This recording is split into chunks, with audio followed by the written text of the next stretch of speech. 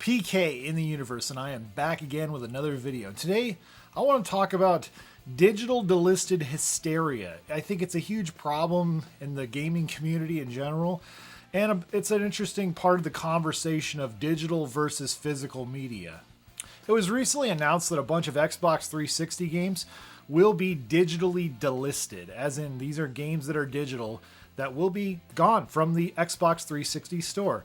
Now, I guess some of these games will still continue to be backwards compatible, and you'll also be able to re-download them if you've downloaded them before, but you won't be able to buy them on the Xbox 360 store anymore. But there's workarounds, I guess, for some of these games. Like, you can still buy them through the Xbox One, or you have to go online or something like that, but they won't be able to be purchased directly on an Xbox 360 anymore.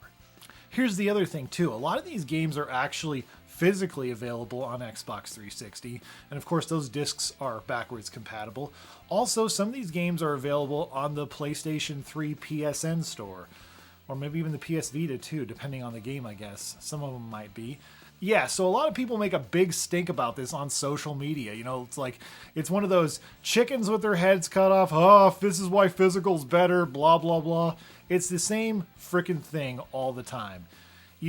This is what I would call digital delisted hysteria. This happens every time either a store closes down or a whole mass load of digital games get delisted. We deal with this every time. It's always the same old song and dance. It's like, haha, physical better, even though, you know, physical games can break.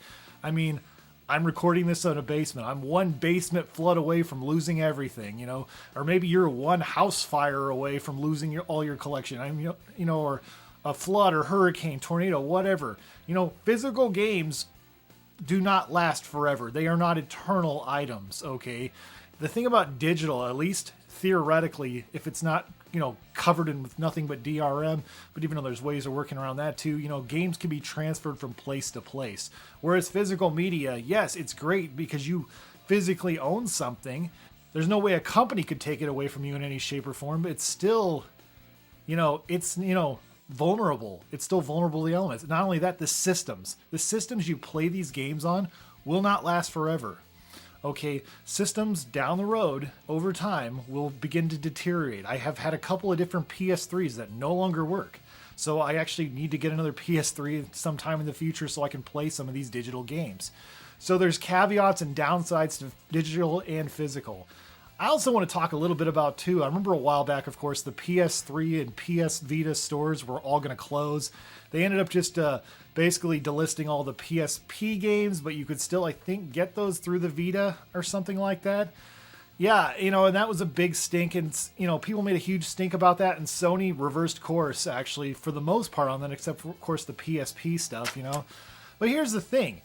Like, I remember somebody on, I think it was on Twitter, like, talked about a couple of different PSP RPGs. Like, I think one was like End of Serenity, and there's another one I can't remember. But these games, they were, you know, games that were getting digitally delisted. Guess what? It was easy to actually find those games. I actually found those games online, downloaded the ROMs, and I've been playing them on my PS Classic, actually. You know, because the PS Classic can actually handle some PSP games. Not all PSP games. Some of them, they play terribly. But in the case of these, you know, low-effort Chemco RPGs, they play great. So there are some instances where, oh man, you know, you can find these games already because people have already went to the trouble to archive them, you know, in so many words. And yeah, so it kind of really, you know, people get way over, you know, react, you know, and I think a lot of people use the argument of, well, it's video game preservation. It's not preservation, guys. It's not preservation at all. It's about access. Most of the games, I believe almost the majority of the games that are, you know, that Xbox is delisting on the Xbox 360 are games you can find other places. They're games that are either physically available or games that are available on the next gen system or other systems. There's no, you know, super rare exclusive Xbox 360 digital only game that can't be found anywhere else. Okay? That's why I think it's hysteria. It's ridiculous, and people just make way more of a big deal about it. And here's the thing. Here's the thing that I think about is the fact that think about the games you've played. You, the viewer. There are so many countless games you've never played and you never will play. Like, think about the Commodore 64. There were like 10,000 games. And I bet the majority of people watching this video have not played anywhere near close to that many games on the Commodore 64. There's so many games in different genres that we have no interest in. Yet you see people just get so worked up about this crap, get just so outraged, like, how dare this happen? They're destroying these games. And it's like, come on, these games are found other places. They're everywhere. I've always talked about how Scott Pilgrim was like a rallying cry for people for so long about, oh, this is why digital distribution bad. And then they made physical versions of the games and are on modern systems now. And there's some people who probably used that as their rallying cry and then never bought Scott Pilgrim at all, even though it's like super dirt cheap. It's like usually goes on sale for like $5 on Switch periodically. I've gotten the physical version of a Switch and PS4 version, and I own the digital PS3 version, which I can still access if I had a PS3. But yeah, that worked anyways. So I just think, I think it's just total hysteria. People make way too big of a deal about it. I think owning physical games for a lot of people isn't actually about owning an item or having physical stuff. It's more about control over your purchase or the illusion of control. Because like I said, we're all one basement flood away or one house fire away from losing all our games.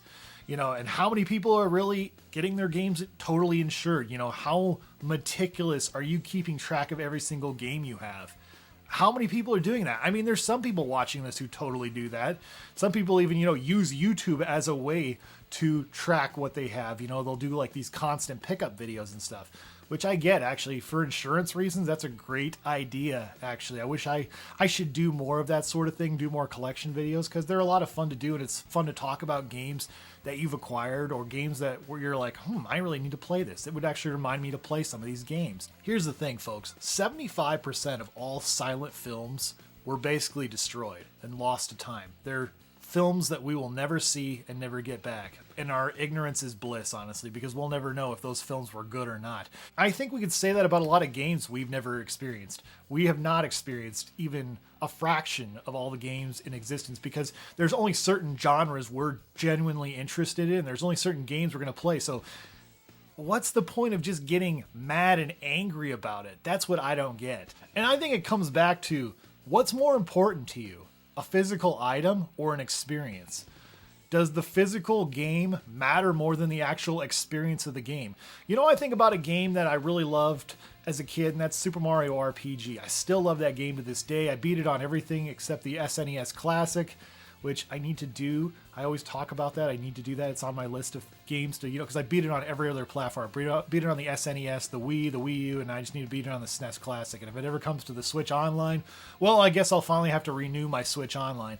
But yeah, so, and the thing about that's most important to me about Super Mario RPG is that experience. It was the very first video game I ever beat on a console. I mean, I beat some Game Boy games and stuff, but I never actually beat a console game up until that point. And it was my first RPG, so it means something to me personally. The experience, to me, is what matters the most, not whether something gets digitally delisted. And it's sad that games on the Wii U and the 3DS are going to be delisted very soon. That I actually kind of understand because there are certain games that interest me. For example, the Silver Falls games. There's a lot of Silver Falls games that the developer Jarrell Dulé is developing, and he's actually going to be publishing in the month of February this month here in 2023. And for example, the Silver Falls Gaiden, and then there's Silver Falls Wide Inside Its Umbra. And Wide Inside Its Umbra is going to have features that will not work on a Nintendo Switch. That wouldn't be great to port to a Switch because it uses the Wii balance board and Wii nunchuck and Wiimote. I mean, and you could play like 4 players. It's crazy. So I can see a game like that not translating well to the Nintendo Switch, and I don't think he'll put it on the Nintendo Switch. This is about celebrating the end of the Wii U. And a game like that, I think, me personally, I would be bummed if I didn't get that game. I'd be bummed if I didn't get that. But I'm not going to be bummed about not getting Daytona USA, a game I actually own on PC and could play anytime I wanted. A game that, you can get other places. It's on Sega Saturn, or you could just, do things through dubious means. So I don't understand the point of getting angry about games that are super common, that were on other platforms and can be found anywhere. I understand the frustration of man, we only got 2 months to buy these Silver Falls games, and then they're gone basically forever. I think Ghoulbusters, though, on Silver Falls, that game actually is coming to the Nintendo Switch in Europe, just because Jarrell felt bad that he couldn't get that game to the people in Europe on the 3DS.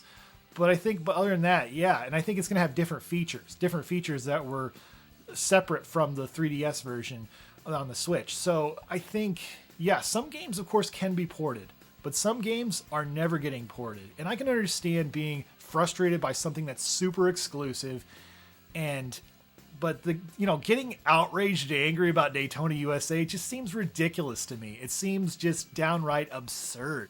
At the end of the day, folks, nothing lasts forever, whether it be digital or physical games. It's all going to be dust someday. It just is what it is. Nothing lasts forever. Nothing is eternal. But that doesn't mean we can't enjoy these and experience. But I don't understand the people who just get so worked up on social media about, I guess, the hysteria of digital games, blah, blah, blah. This is why physical's great. I don't understand that. I personally believe there is space for both physical and digital games in this gaming world. Okay? That's my opinion. But what are your guys' thoughts? I'm going to leave it right here. What are your guys' thoughts? Do you think people are way overreacting about games being delisted from the Xbox 360, especially games that can be played other places? Or do you think, hey, they're totally justified, we're losing games or whatever? I don't know. Comment below. Love to hear what you have to say. Anyways, thank you guys so much for watching, and stay awesome in this universe. Thanks. Bye.